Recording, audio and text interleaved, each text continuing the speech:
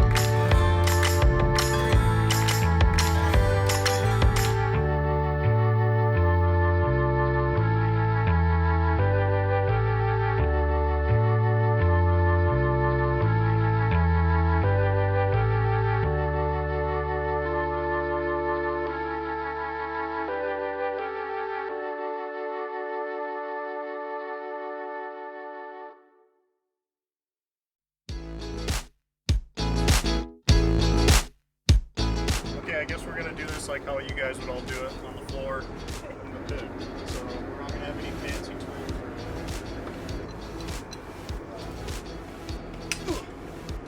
Wow, tight.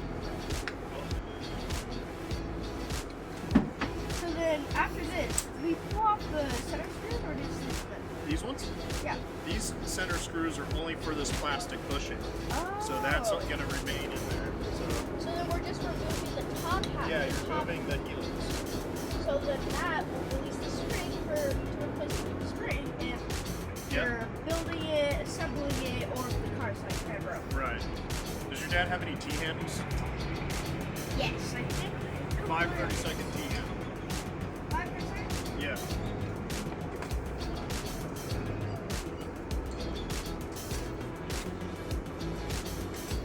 What size? 5 30-second?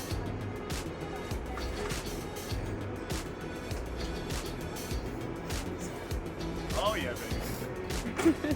What missing out of there though? The one we need? Yeah. Most likely. Wait. 530. It's missing. I have the perfect one over here. Now he knows just where to go.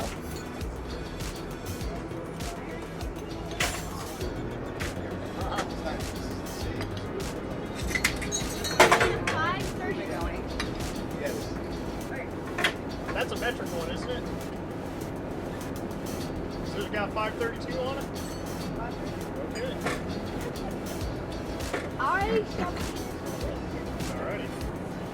So do you have any brake cleaner? Okay, so we have the rear clutch disassembled right now. While it's disassembled, you want to take a look at the rollers. You can see these ones are in okay shape. But where you need to clean is right here. These are where these pillars slide through. And when they start building up clutch dust, it's not going to want to return. So yeah, you can obviously see that in this area is full of clutch dust. Belt. Okay, so this is the old JR spring. We have shiny new Woods orange spring that we're going to install in just a minute. First, we got to do some cleaning. Do you have another one of these racks like this?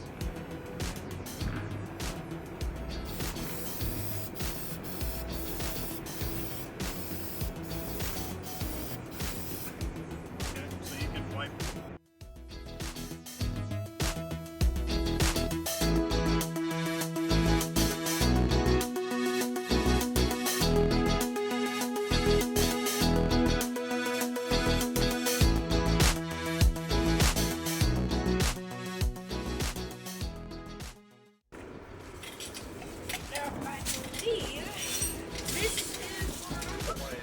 Yeah, that's exactly what we're going for. So you can see he's wiped this area all clean, and that is what we're going for.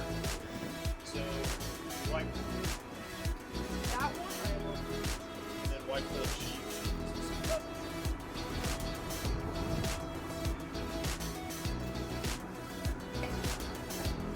When brake cleaner does its magic, it just wipes off. Yeah. And then you can see the belt dust gets on the helix. You can Scotch-Brite that or wipe it off.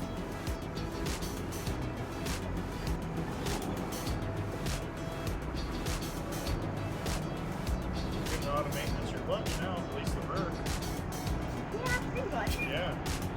And I'm thinking about it now. The front and the rear one, is there any difference in the two? Yeah. So this rear clutch, that's a good question. The rear clutch acts like a damper for the front one.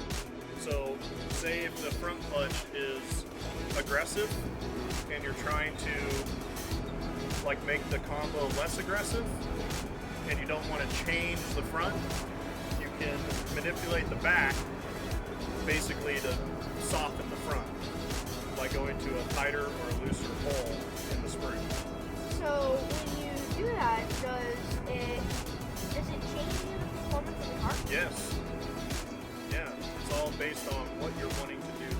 So if say you're in a situation where you're spinning the tires and you want to maybe not spin the tires because you want to be more consistent in your 60 foot, that would be a case of giving the spring more tension so you don't let it drop down in the pulley as fast. And that will kind of hold the clutch back from putting so much on the rear tire. So does it ever change how fast it changes gears? Sometimes it will. When you run this spring in the rear clutch tighter, typically it will slow the ET down, assuming that you're not spinning the tire. Anytime you can get the car to dead hook, 9 times out of 10 you're going to probably be faster. But if you're going to, chase, yeah, the idea for this is to let the roller roll on the helix. You can feel these ones. This one's got the grid in it. And this one feels nice. So once we have this good, then we're going to put over to the assembly? Yes.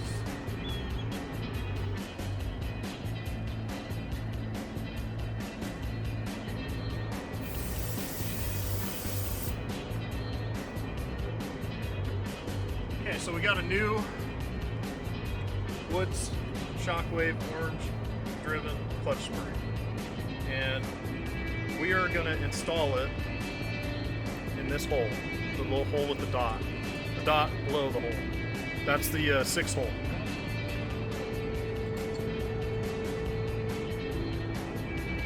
put the spring on the helix first. You're going to twist it on, let it pop in. You should have this much coming out.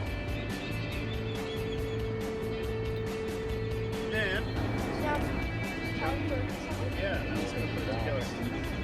Okay, so you got to make sure you find your shim. There it is right there. Okay, in a shockwave overdrive clutch, on the rear clutch, you have to make sure you add your shim because this makes it to where it'll work with the 850 wide belt that you got to run when you have the shockwave overdrive. So make sure you go back together with that shim. So you just got to reverse your steps. You take it apart, you got to try to remember how it goes back together. So lay it out and take pictures if you haven't done it before, or rewatch the video. Alright, so now we got this together, you're going to put the spring in that hole, and then you're going to, this is the tricky part, alright? Everybody struggles with this part of it. So how I do it is I grab the helix, I have my hand under the rear clutch like this, and I'm going to twist the helix as I push down. And once you get it on top of the rollers, then you can move this rear clutch to align it with the mounting bolts. And once you get one ran in and seated, will the others be much simpler because yeah, then it's just a drop and screw? that's it. Perfect.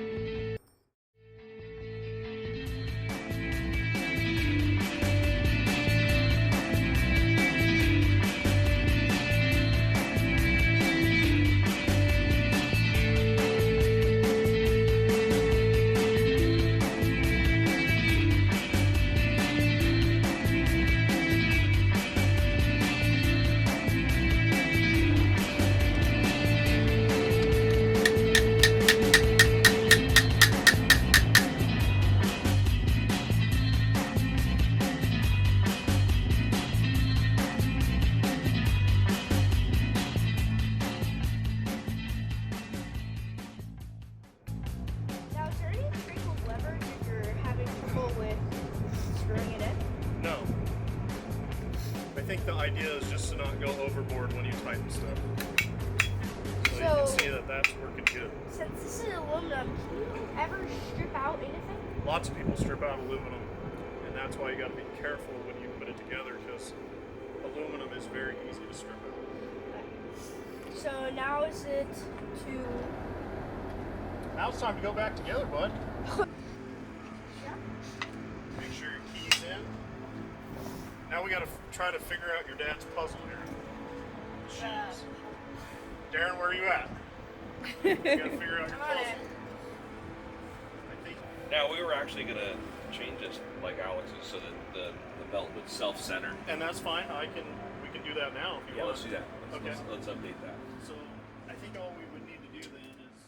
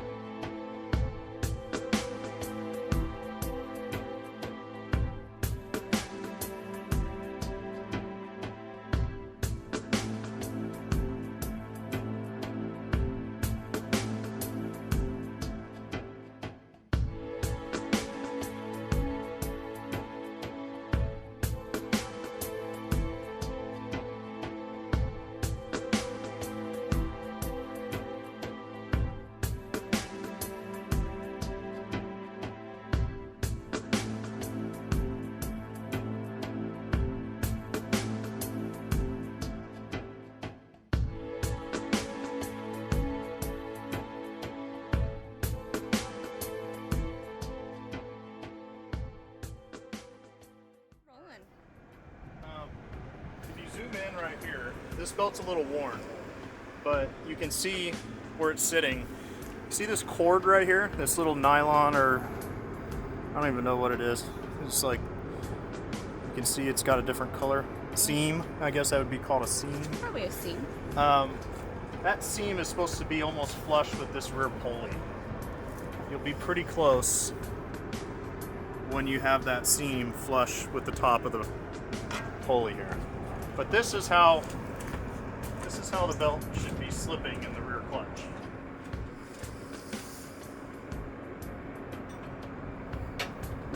So what would you say? How many pounds do you feel, in your opinion, of resistance you got there? Just basically just a little bit of drag. I remember when these clutches first came out, we ran one probably, I don't know, maybe 2008, 2009, and I was so shocked that how well they work this loose. And when you're overly tight, you'll run into all kinds of problems, like what we just explained at the beginning. So you'll know when you're too loose, because if the belt is too loose, the car will not roll when the kid goes to stage. And typically when the belt's too tight, it's a harder symptom to notice, because what just happened to us, where the belt goes down, it becomes loose, because when you roll the car forward, then it's in a loose situation, so you don't get to hear the squeal.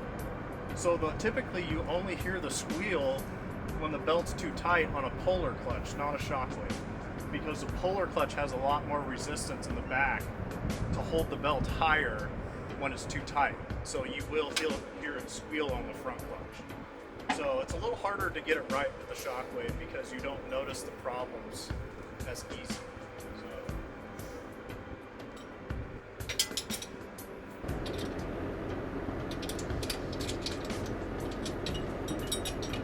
Just going to tighten up these 4 mounting bolts.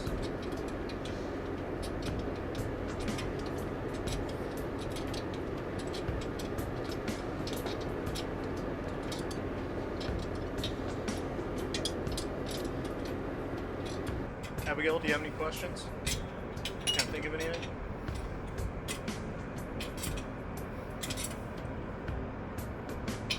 Oh, it's also, how many runs do you think are on this belt, Darren? Probably 12, huh? 12 passes.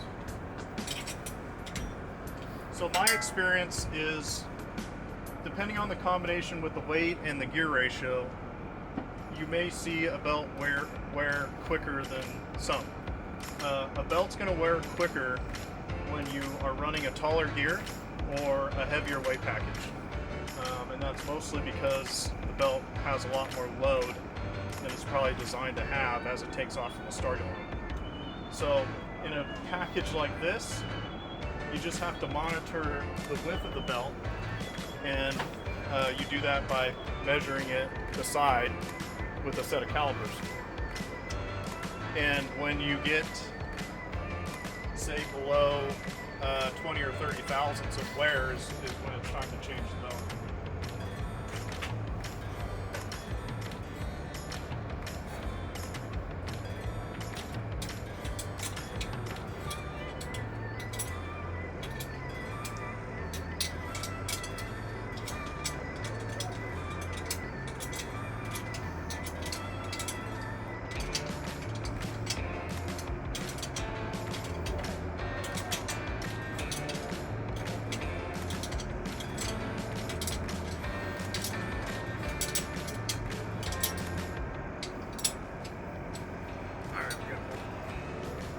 Good.